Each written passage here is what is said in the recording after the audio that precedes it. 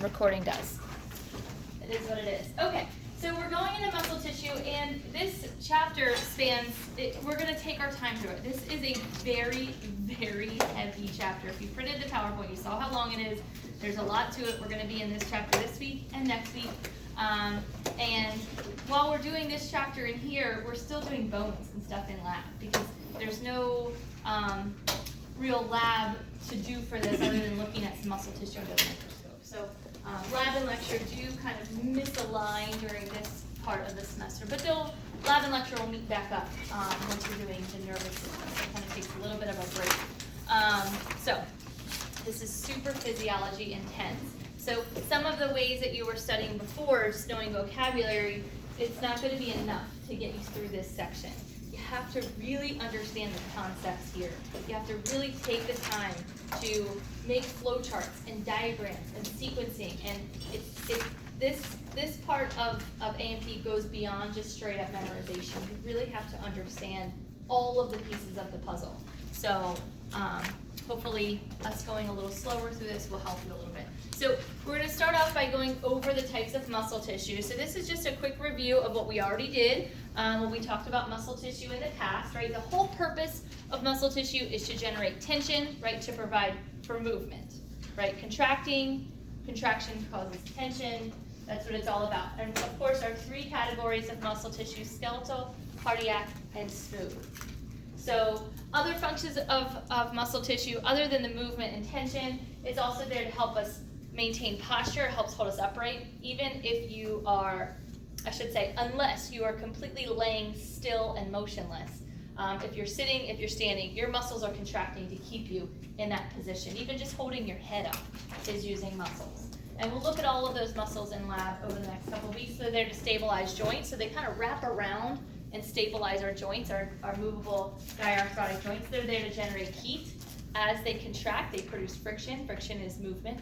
That's going to move the molecules to generate heat. And it's also going to help regulate materials through our hollow organs. That's what smooth muscle does. So we'll look at all of these as we go. This chapter mostly focuses on skeletal muscle. So we'll kind of do an overview of all the types of muscle, and then we're going to hone in on skeletal muscle more importantly. So skeletal muscle is long. It's multinucleated. This is all a review, or should be a review of what we've already done with muscle tissue. Has several nuclei. We sometimes call our skeletal muscle cells muscle fibers instead of muscle cells. Because they're so big and so long, we call them muscle fibers. They're voluntary, which means you can consciously control them. And these are attached directly to our skeleton, directly to our bones, right? They're usually attached through tendons and cause that movement. So skeletal muscle fibers provide movement for our skeleton. They attach to our bones. They have several nuclei. We'll look at how they're formed and how they have several nuclei as we go. They're also striped. So the technical term for striped is striations. They have striations or stripes. And we'll look at how they get that structure also.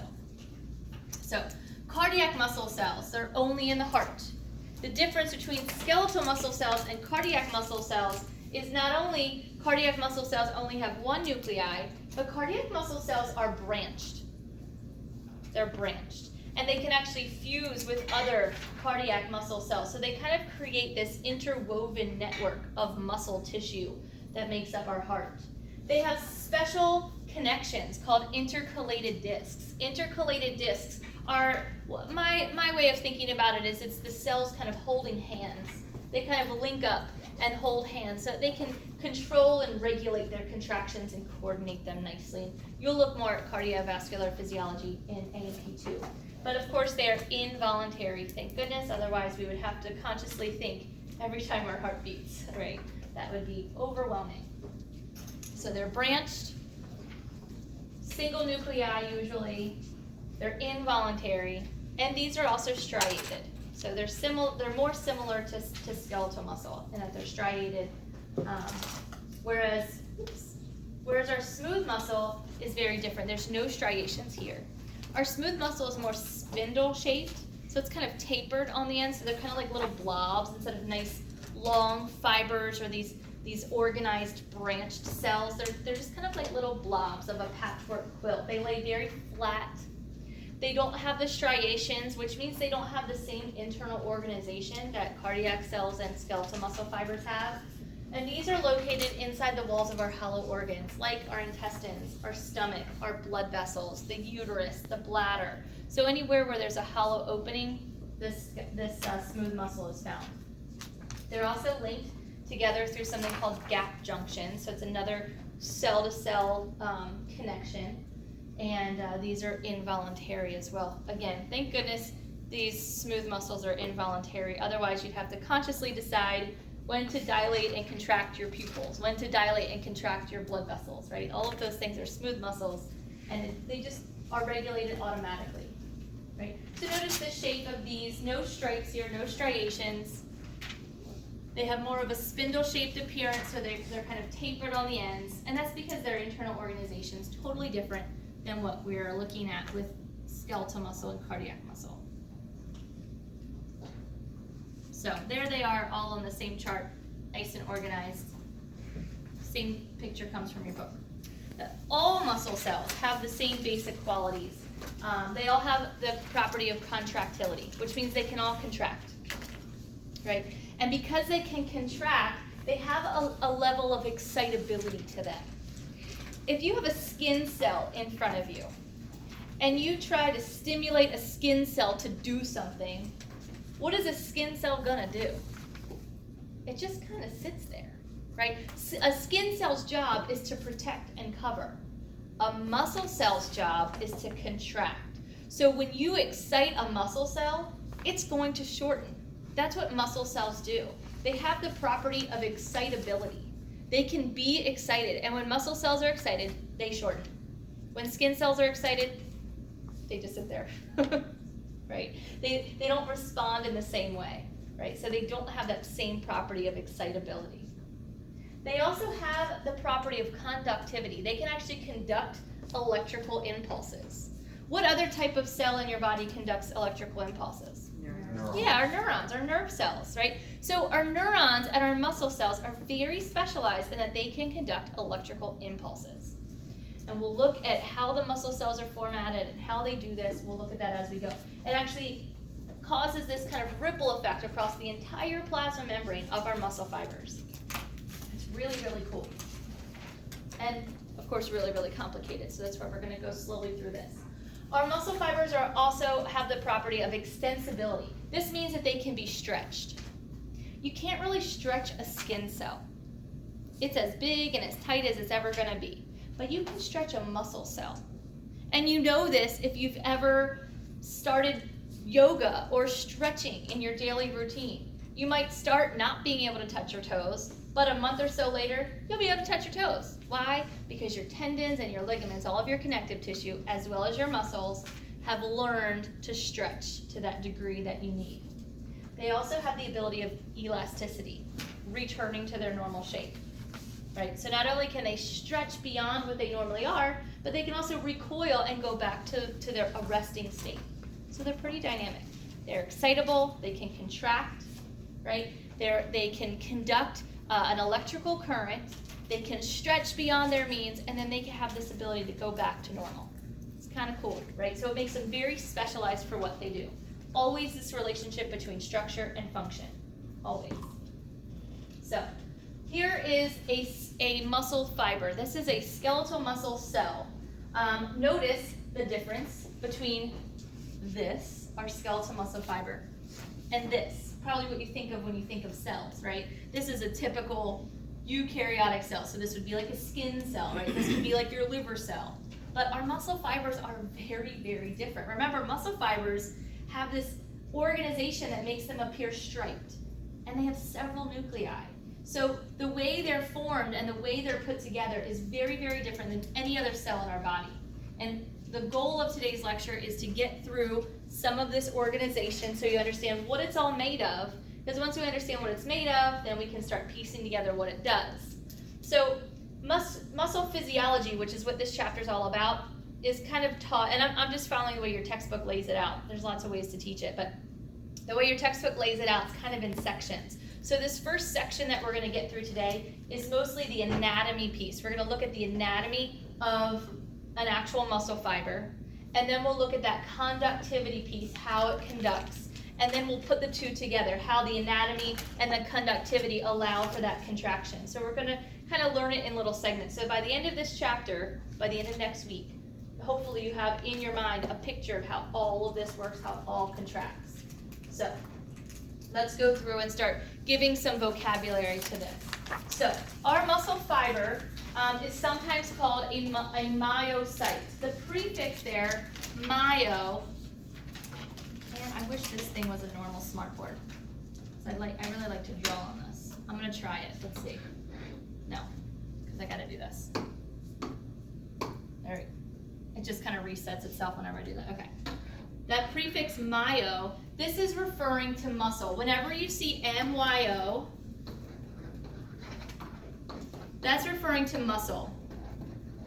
Another prefix that's commonly used in muscle vocabulary is sarco. Sarco also equals muscle. So you'll see these terms, myo and sarco, over and over again when we're naming different parts of our muscle. So myofibrils are unique structures. Did I skip ahead? I think I did. Yes, I did. Okay. So to do this, now I have to go here. This is why this is not very user-friendly. I have to go here, and it resets, right? And I got to do this. There we go. Doesn't matter. Same little word. The pen again, I think. Yeah. Read. I know, right? Okay. So our myocyte is our muscle cell, right? A sarcoplasm is the specialized cytoplasm in our muscle cell. So in our muscle cell, we're not just going to say it has cytoplasm, we're going to say it has sarcoplasm. All right, sarcoplasm. The sarcolemma is the plasma membrane of our muscle fiber. The reason these things have special names is because they're different. You can't take the cytoplasm of a muscle cell and put it into a skin cell, liver cell, neuron, whatever, and expect it to do the same job. It's highly specialized, highly specialized. So the sarcolemma, same thing. This sarcolemma has this property of excitability. It can get excited. It can conduct an electrical current. A skin cell can't do that. I'm applying everything to skin cells because we've learned about them already, right? So, I mean, you could substitute bone cell in there, right? Stomach cell, right? And any other cell in the body. They're not going to act the same way that our muscle cells do. Sarcoplasm is highly specialized cytoplasm. The sarcolemma is the highly specialized plasma membrane. And the sarcoplasmic reticulum is highly specialized endoplasmic reticulum.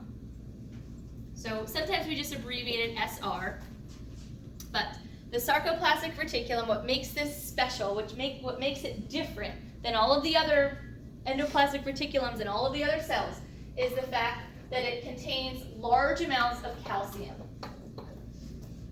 Calcium is stored in this sarcoplasmic reticulum. If you look at the endoplasmic reticulum of a skin cell, a bone cell, whatever, you're not going to find calcium. You're going to find proteins and other things in there. But if you look at the sarcoplasmic reticulum of a muscle cell, you're going to see loads and loads of calcium. So this all forms a network of myofibrils.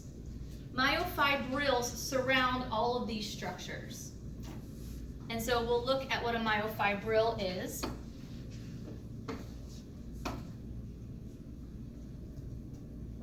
There we go. Swipe on over. This is not the most user-friendly thing in the world, but I'm trying. So, our myofibril. I love how, why did it do that? Probably because I'm on the pen. I have to erase it. I don't know how to erase it. Can you use the back of the pen like an eraser? Does it do that? Whoa, I've never seen that done before. Thank you. It's sticky like a real eraser. That's weird. Okay. I don't know why I'd have to erase this every time I flip the slide. There's got to be an easier way. Either way, we'll talk about myofibrils. Sorry to everyone watching the recording. You're watching me learn here. Okay, so let's talk about myofibrils. Myofibrils are structures inside of our muscle cell. Picture a muscle cell like, here's weird Jamie thinking. Picture a muscle cell like a box of spaghetti. I know, it's weird. the cardboard piece of the box of spaghetti is the sarcolemma, right? The plasma membrane of our muscle cell is the actual cardboard box that holds the spaghetti. When you open the box of spaghetti, there's lots of space in there, right? That's the sarcoplasm, right? Sarcoplasm is all that specialized cytoplasm inside of the cell. I don't have a metaphor for the sarcoplasmic reticulum. Just imagine that there's maybe some little chunks of things in your box of spaghetti. I don't know. But the spaghetti noodles are key because the spaghetti noodles in your box of spaghetti are your myofibrils. When you pull them out, right, they're long and skinny. And there's thousands of them in that box. Maybe not, right? But just imagine, right? There's thousands of them in that box. There's thousands of myofibrils in your box of spaghetti. There's thousands of myofibrils in your muscle cell. These myofibrils are only found in muscle cells. They're very, very unique. They're very, very small. They're measured in micrometers, super small, right? And these are made of specialized proteins. So they're bundles of proteins that are formed into little fibers. We call them myofibrils. I'm still on the pen.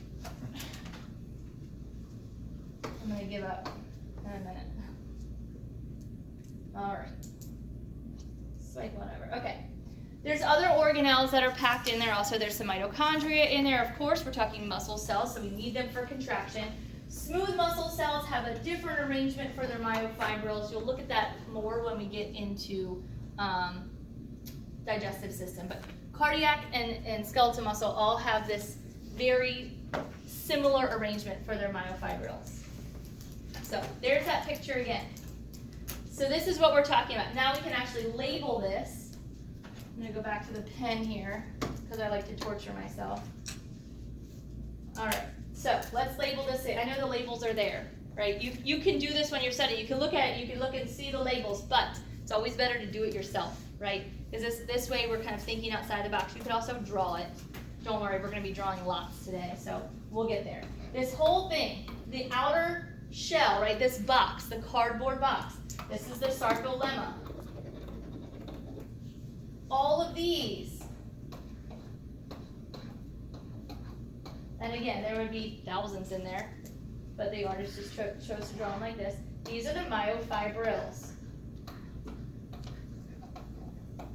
Right? Those are the noodles. Those are the spaghetti noodles in the box. There's lots of mitochondria in there. Look at what's wrapped around our myofibrils. This blue stuff, that's all sarcoplasmic reticulum. All sarcoplasmic reticulum. And all that space is the sarcoplasm.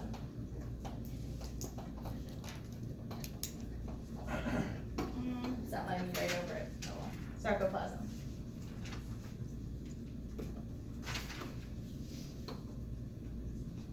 Now if it swipes forward and it's still there, that's weird. Okay, why did it do it before? I probably did something wrong. I just don't know. Anyways, all right. So let's go bigger. We're going to start working outside of our cell because there's lots of organization that goes on outside of that. Our skeletal muscle fibers, right, are actually surrounded by a layer of connective tissue. So you have the sarcolemma that surrounds it, but then each individual muscle fiber itself is also wrapped in another layer of connective tissue. It's called the endomysium. See that MY in there? Mysium, like myo, endomysium. This is the connective tissue lining that goes around every single muscle fiber. There's a layer of connective tissue there. Your fibers are really thin. So again, we're talking about skeletal muscle fibers here.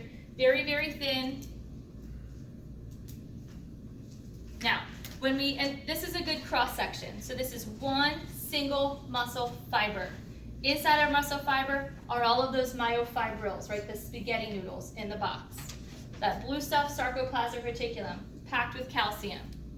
But if we zoom out a little bit and start thinking bigger, we have each individual spaghetti noodle, remember, wrapped in a layer of connective tissue.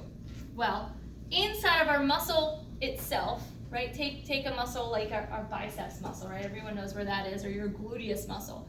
when you actually take a look at the entire muscle group, there's other layers of connective tissue there. There's more than just this endomysium. So we'll look at all of those. Okay, first, how our muscle fibers form. Our muscle fibers form from an embryonic tissue called a myoblast. A myoblast, remember an osteoblast, right? So these are all cells that form other cells, right? So a myoblast is a cell that forms skeletal muscle cells. And what happens is these stem cells, these embryonic cells, actually fuse together. And when you get lots of cells fusing together, you're going to get big cells with lots of nuclei, which is exactly what our muscle fibers are, right? They're big cells with lots of nuclei. So the reason they have lots of nuclei is because they're formed from the fusion of several other cells. The myofibrils are have the contractile proteins, right? Lots of protein in those units. We'll look at them, and of course the sarcoplasmic reticulum storing all of that calcium. Other structures. I feel like I skipped something. Did I? Yes, I did. Oh, I did that one. Okay. This kind of just going a little bit out of order. Another structure inside the cell is our T-tubule. So T-tubules actually form from our sarcolemma. So imagine this box of spaghetti again, the cardboard.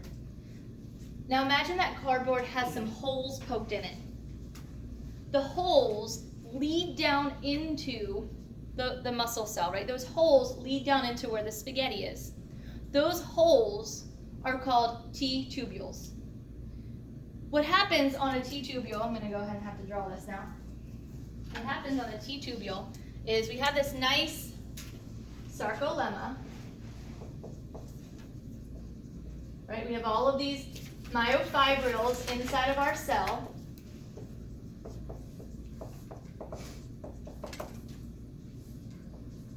But there's holes on our cell membrane.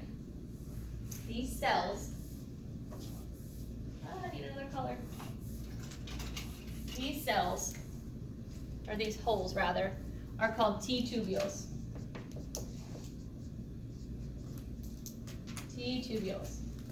This cell membrane actually dips in. The word they use is invaginate. I know it's kind of a weird word to use, but the cell membrane invaginates on top of the myofibrils and kind of forms this little tunnel. That's our T-tubule. So this black line that I drew right here is basically a continuation of the sarcolemma. And remember, our sarcolemma has that specialized excitable characteristic, right? Our sarcolemma is specialized because it can be excited. It can conduct an electrical impulse. So what this means is, since our T-tubules are invaginations of our sarcolemma, that electrical impulse can now travel into our muscle cell, right? That's going to be really important for the sequence of events that happens eventually. So it's a little tunnel inside of our cell, and there's thousands of these things. They're all over the place. Go ahead. So there's the endomysium is outside of the sarcolemma? Yep. So the endomysium would be like this, around the whole thing. There's no holes in that. This was a brand new marker out of the box, by the way. I don't know why it's not working. Maybe purple will work. Oh yeah, got purple. Okay. Traveling into our cell. I'm just gonna draw another terminal cisterna down here, or a T-tubule down here. This continues down. We'll draw another little T-tubule here. All right. Now remember what's wrapped around these myofibrils? Sarcoplasmic reticulum, right, SR. This sarcoplasmic reticulum actually wraps around and covers our myofilaments. For those of you who are drawing along, it gets a little complicated, but we're going to draw it and redraw it and redraw it, and you'll really understand what we're drawing in a few minutes. So this is our sarcoplasmic reticulum. This tube is our T-tubule. I'm color coding it, so hopefully makes a little bit of sense when you look at the picture. So the picture up there doesn't do as good of a job.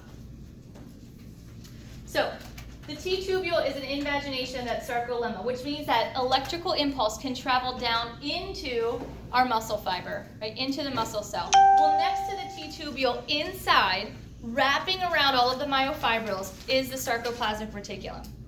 What does the sarcoplasmic reticulum have inside of it? Calcium. Calcium. Love it. Okay, so next to the T-tubule, the sarcoplasmic reticulum is kind of beefy. It's not as stringy as it is further out here. It's kind of like an end, like the butt or the end crust of bread. You know, it's kind of has that whole crust on it, the end of the bread, the heel. That's what it's called. This is kind of like the heel of our sarcoplasmic reticulum here. Kind of butts up against that T-tubule. That heel is called the terminal cisterna. The terminal cisterna is the enlarged ends of our sarcoplasmic reticulum.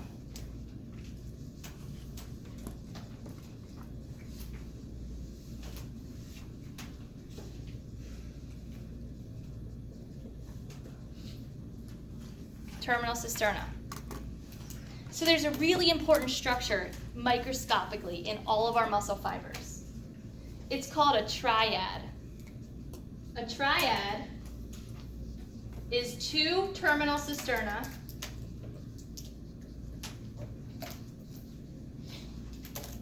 and 1 T-tubule.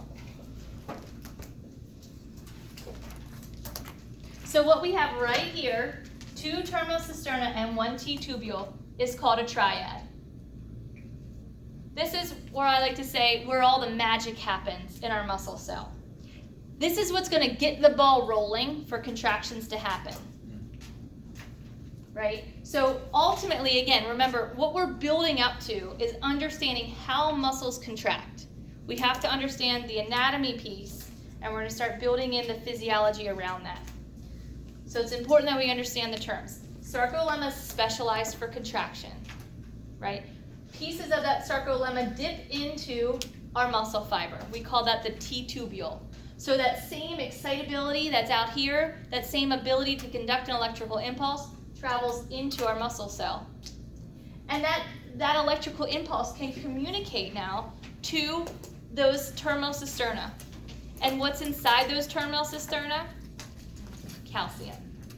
Okay? Calcium is huge. Remember we said, yeah, your bones store calcium, blah, blah, blah. The real important things is what calcium does everywhere else in your body, right? This is one of the major roles of calcium in your body. Think about every time your heart beats, right? 70-some times a minute, right? This has to happen. And you're going to be, your mind's going to blow when you see how complex this process is, and it's going to make you not take little thing like walking, for granted, or like scratching your head, right? There's so many details that go into it. So let's talk about these myofibrils, right? The myofibrils, those little lines in there, are made up of specialized contractile proteins. These contractile proteins are going to smush together and generate that tension. That tension is going to pull on the bones, which is producing movement. There's also some regulatory proteins in there, and there's also some structural proteins in there. The majority is our contractile proteins. So our myofibrils are made of myofilaments.